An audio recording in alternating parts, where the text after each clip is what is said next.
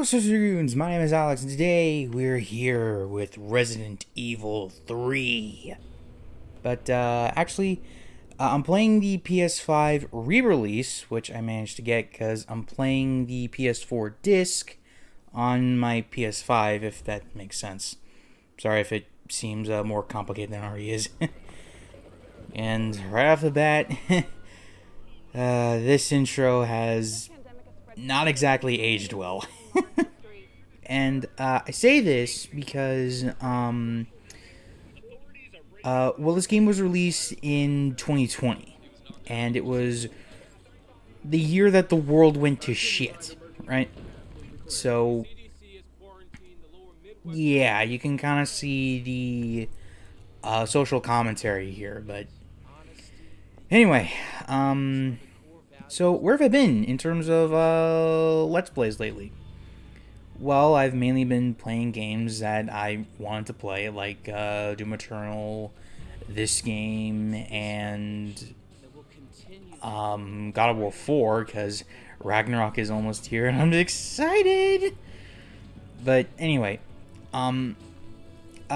this game, I managed to record everything in a day. No joke, I managed to record everything in, like, 24 hours, not even. Oh, sorry, that was very unprofessional. I apologize. But also, I've been making the Pokemon videos, which I am very grateful that you guys enjoyed, and I will continue to do some more. Just give it time because I'm also doing college work, so yeah, that's something else to take note here. And this is one of the most misleading opening segments that you can possibly get, because spoiler warning, the whole game is not a first person. That is an honor reserved only for Ethan Winters, because the whole joke behind him is that we don't know what his face looks like. Although there is a third person DLC coming out soon, which I do appreciate. I'm just sorry. I'm just trying to think of a thing to say, because this is a post commentary. Subtitles are on if you wanna read those to pay attention with the story and whatnot. But how about I talk with my experience with Resident Evil? Now, the first Resident Evil game that I was aware of was Resident Evil 5, actually, because my dad actually bought the game digitally on a old PS3 he had, and slowly but surely I would get into the franchise. I would get into the lore. I watched almost all the movies. Well, rephrase, actually, I watched almost all of the live action movies, not the animated ones, because those can get off the rail way too quickly. And I've been watching playthroughs and timeline videos on YouTube, so I can basically get myself caught up with the lore at the time. But the rebooted continuity kind of throws all that out the window. So yeah, Oh, and some Resident Evil 3 trivia for you guys. 3 was not meant to be a third game. That went to Code Veronica. But because of how technical that project was, they needed a lot of money, and they had to switch over to a brand new I think it was an engine, but anyway. That took up a lot of time, resources, and money. So they had to rework a side project, which was Jill's adventure, into this game. Well, I should say the original Resident Evil 3 Nemesis. Sorry, I need some water. Anyway, because of Resident Evil 2 Remake's overwhelming success, they decided to remake Resident Evil 3 Nemesis. And yeah, there are a few things from the first version that I miss. Mainly the weapons. You know? I mean, this game isn't lacking in terms of weaponry, but I just miss some of the ones from the older game, you know? Oh, hold on a second. Sorry about that. Anyway. So this is Jill Valentine, in case you don't know who she is. She is basically a former STARS officer. What STARS? STARS stands for Special Tactics and Rescue Services. Basically, a special forces for cops. And Jill was a surviving member of the first game, and she brought up the corrupt doings of the evil corporation Umbrella. Unfortunately, though, Umbrella has their hands in just about every single department. Police, politics, anything that you can think of, Umbrella at least has a foothold in there somewhere. And because of their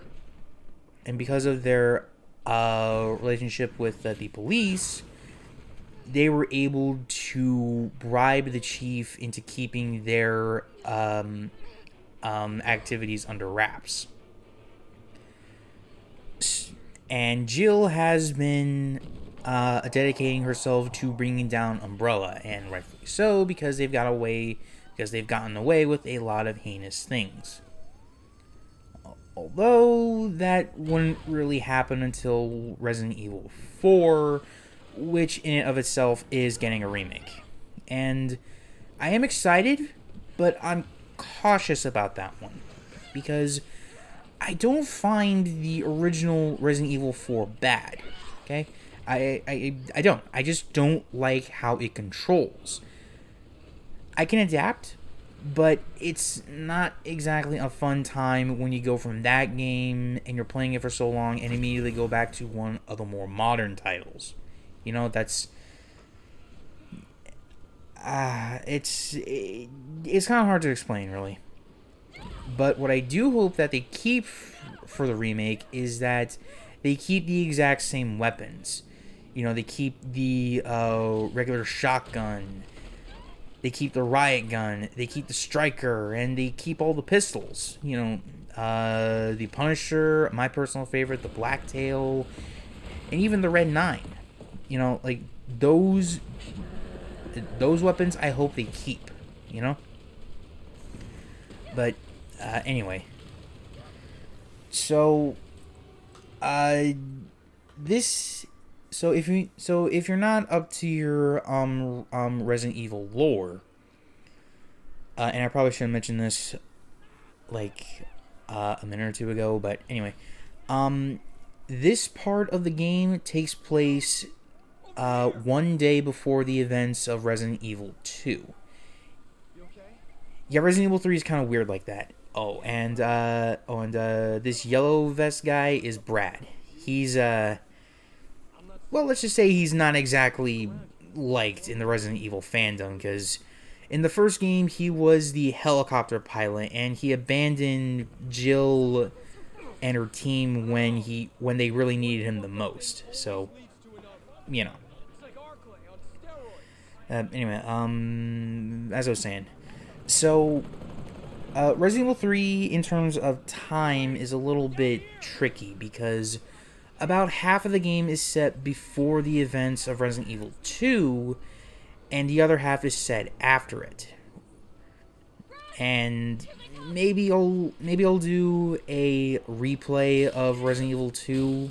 I don't really know, but But for now, you get to see just what happens before the zombies took over the whole city. Well, like, you see the opening hours of it. I mean, I guess, but whatever. And this is where some people take a bit of that's what I'm looking for. Divided stance. There we go. So we all saw that Brad got bitten by a zombie, right? Well, in the original Resident Evil 3 Nemesis was the one to kill Brad.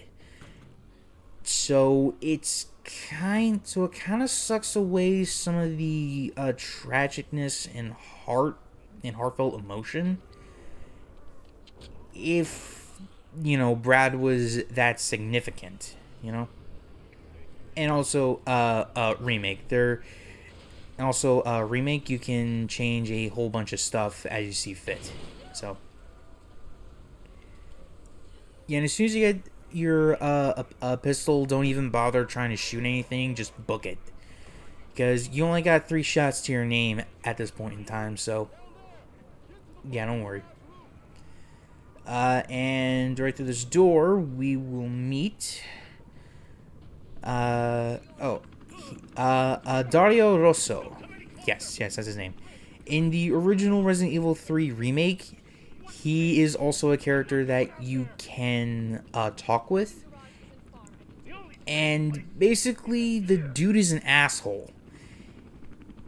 Like in the original game, he had just lost his daughter to the zombie hordes, and now he is ignoring common sense. I get that he's trying to grieve, but there's a time and place for everything, And in this game, he's he's just there as like an in-joke, like, hey, remember Resident Evil 3? Yeah, this is it. But they did manage to keep one line, which is here it is, where he says that he'd rather starve to death in a crate than be eaten by the zombies, and to leave him alone. Really, that was just the last line he had. Wait, 5 shots. My bad. I totally screwed that up. Editing out, could you please make sure I do that? Anyway, so I edited down the footage a bit because I'll admit, whenever I play these games, I get lost in it. Like I don't like I look at the time and I see, oh shit, this is not good at all. I gotta cut some of this down, which thankfully I did. So this video is about a half hour. So, and perfect dodge. I wish I was better at that though, because when you perfect dodge, you have a few precious seconds to get away from an enemy attack, and thankfully you don't really encounter bullet enemies all that much, like enemies that have firearms, unless you count Nemesis, of course. But Nemesis is a different ballpark from a zombie entirely. But as for Nemesis himself, I don't really like this design for Nemesis. I think it's just because the material he's wearing makes it look like he's wearing trash bags. I actually like the pacemaker on the outside of his clothes. Like that's a cool design detail. But also his face, I don't like that. I mean, like, was there something wrong with just taking the older model of a Nemesis and giving it higher textures, or even taking the Mr. X model and just giving him a brand new face, like, oh wait, the car segment, yeah. So it's right when Jill hits the ground that realistically, she should be dead. You know, no, no two ways about it. Jill should have been dead the moment she drove off of the building. But no, because plot demands it, Jill is alive. But neither here nor there. But actually, I just had a thought. Like, if, oh wait, hold on. I'm watching Nemesis come up, and oh god, I don't like that face. Too much gum, the teeth are way too long, and he has a nose. Like, seriously, that's fucking distracting. Why does he have a nose? And, well, anyway. This handsome devil is Carlos, and he is a member of the UBCS, which means Umbrella Bio Counter Service.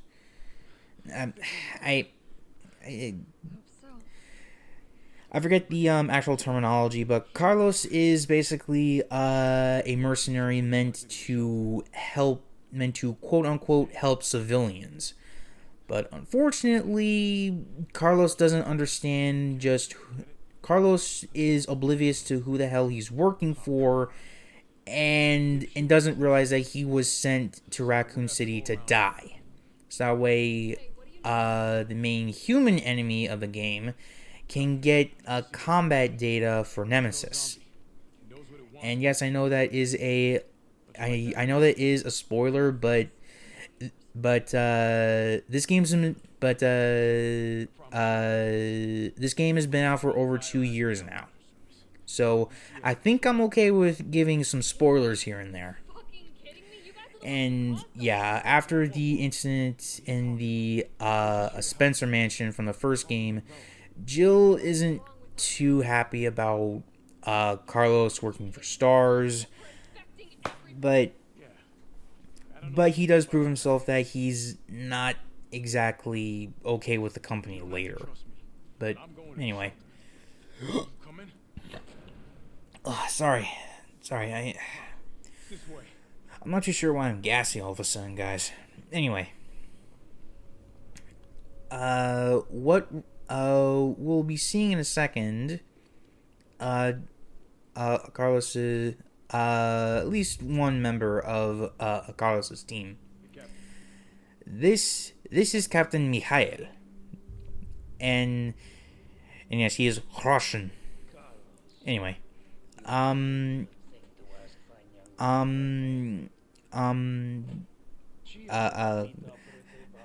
just gonna call him Cap for short. Cap is aware of who Jill is, but he doesn't know a lot of specifics. At least that's what I'm implied to think he does. Anyway, in the original game, he was actually in the subway car, but he was unconscious for most of the adventure. It wasn't until Nemesis got on the train where he got up and tried to distract him, so that way Jill and Carlos could get the train under control again. And yes, the train does play a bit of a factor in this game too, but because this game trims a lot of fat from the original game, it's kind of a double-edged sword where things go by way quicker than they should. You know what I mean? Well, anyway. The boys managed to get some survivors, but they need to get the train back up and running, so that's where Jill comes in. If she can help get the train back on, then she can help the survivors. And I do get why she's hostile towards Umbrella, but these guys are legit trying to get these people out of here, so you could just brush off the hatred a little bit, I think. But yeah, I don't know. I might not be getting the point, or I'm looking a bit too deep. I think the former though. Anyway, so that page is for gunpowders and all that stuff. Uh, okay, but before I keep going, I wanted to mention that I do have the was it the in-game uh uh the in-game shop items. So the infinite assault rifle, infinite rocket launcher, shit like that. But I will not be using the infinite weapons because I wanted to make this challenging for myself. But that doesn't mean I can't use anything else that the game provides me. Well, that the shop can provide me anyway. So I ditch the pistol I have, and I get not only the bolt cutters but also the lock picks. And until I get, oh yeah, and also these 2 extra hit pouches. When you start the game, they will not be there. So there you go. And I don't really know how to turn them off, so just bear that in mind. But I do take out the Samurai Edge, which is a well-balanced pistol, I think. And I think I get a special tool out of here, which... oh, yeah, that thing. Basically, what that thing does is that if you craft ammo while you have that thing in your inventory, you'll make double of what you normally would. So like normally I would make about 15 rounds for the pistol, but since I have that thing in my inventory, I can make 30. And normally I wouldn't be able to get this early because I don't have the lockpicks. Well, I wouldn't have the lockpicks this early, so yeah. I'm actually trying to think of what else to say, really. I'm not a crack shot at this game, so you've been warned. If I miss a lot of times, now you know. But there is a chance for you to get critical headshots, which is where the heads explode. But yeah, I don't really do all that well. Also, generally in these games, it's best to conserve ammo, but I am not very good, so I don't, so I can't do that. Anyway, what was I gonna say earlier? Oh, right.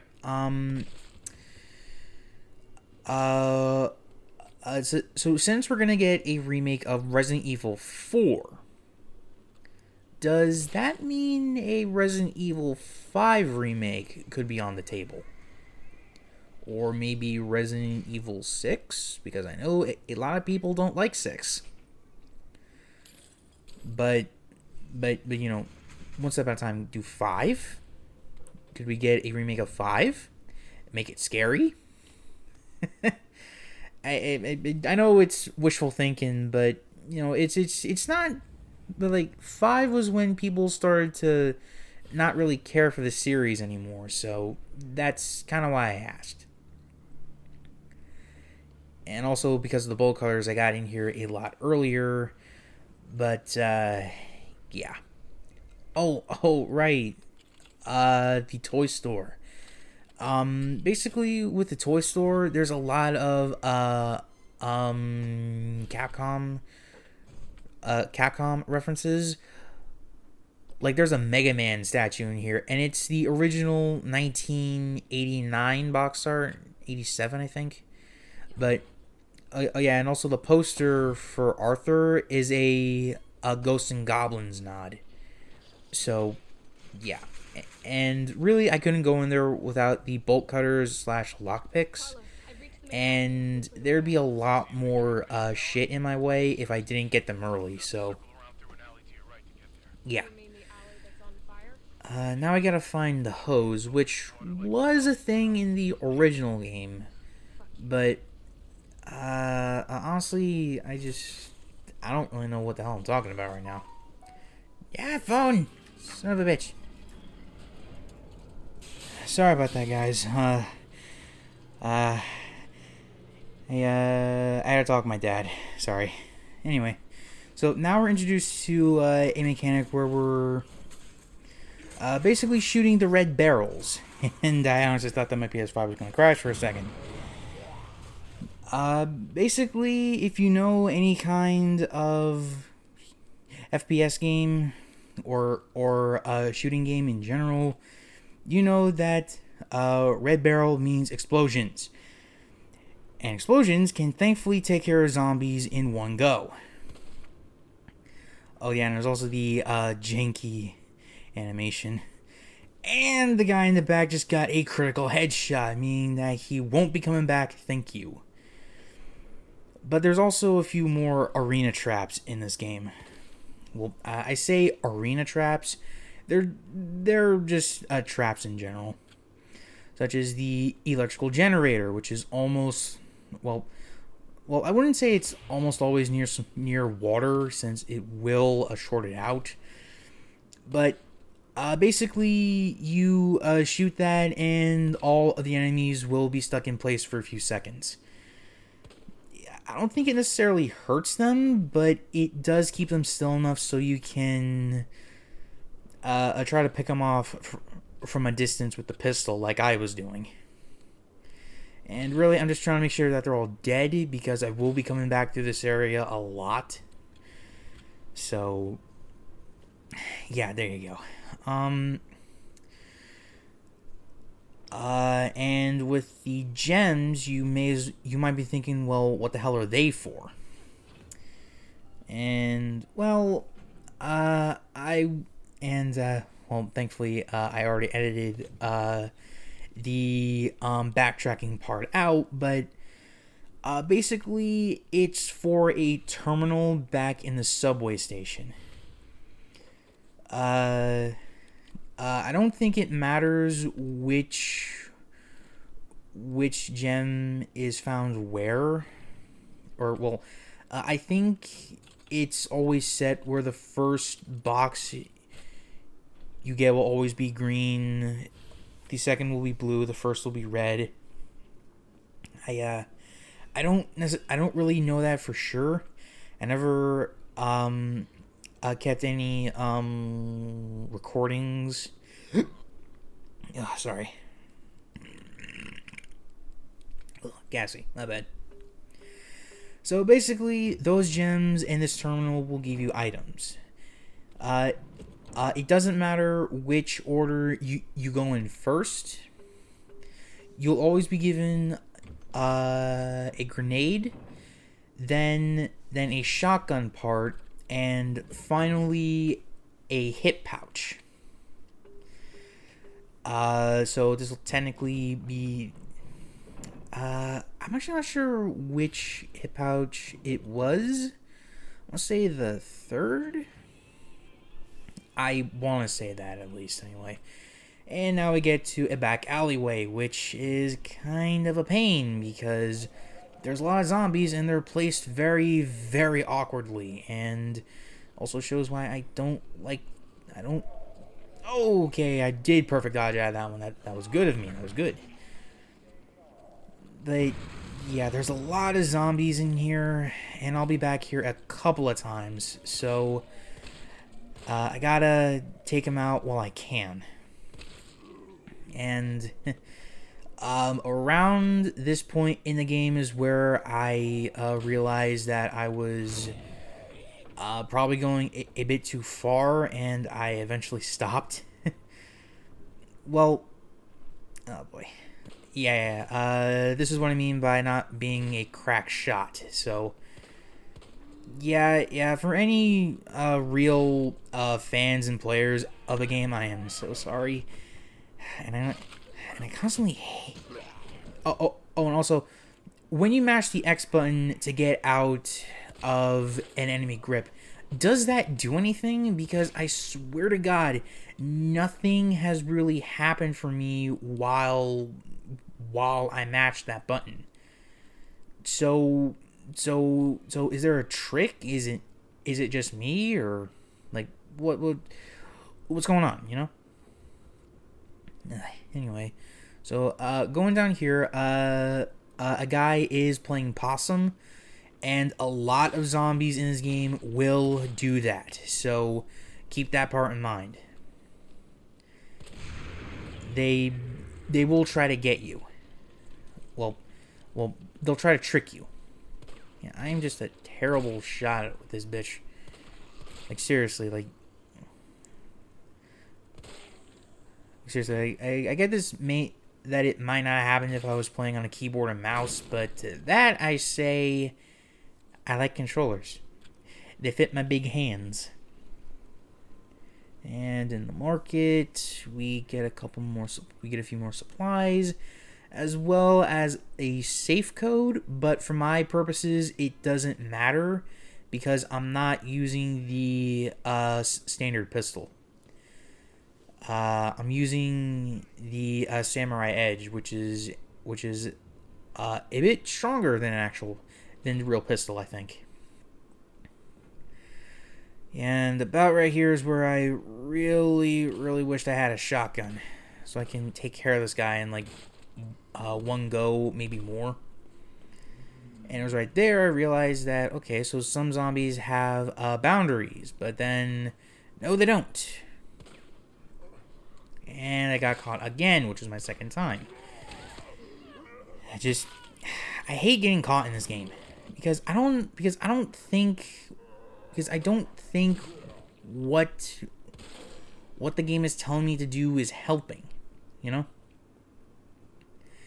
was just lucky enough to get enough room for the hose.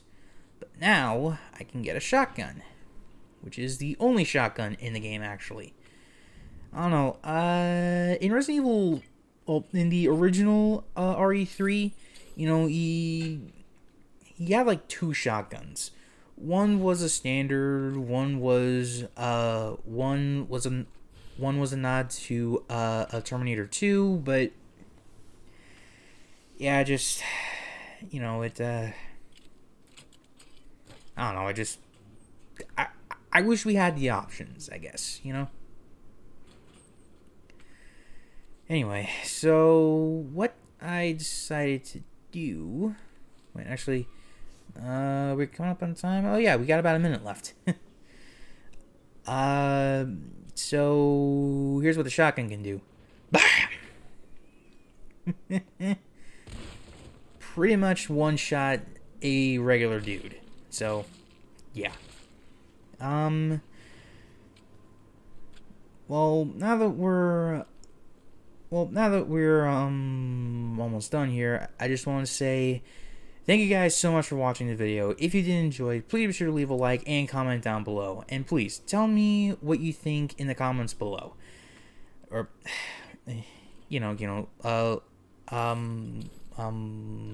like the video, comment if you want, subscribe for more. That will really help out the channel. I know that I should be doing a last couple of videos I've done, but I really like playing games, and I want to share that with you guys. So until next time, reach for the stars.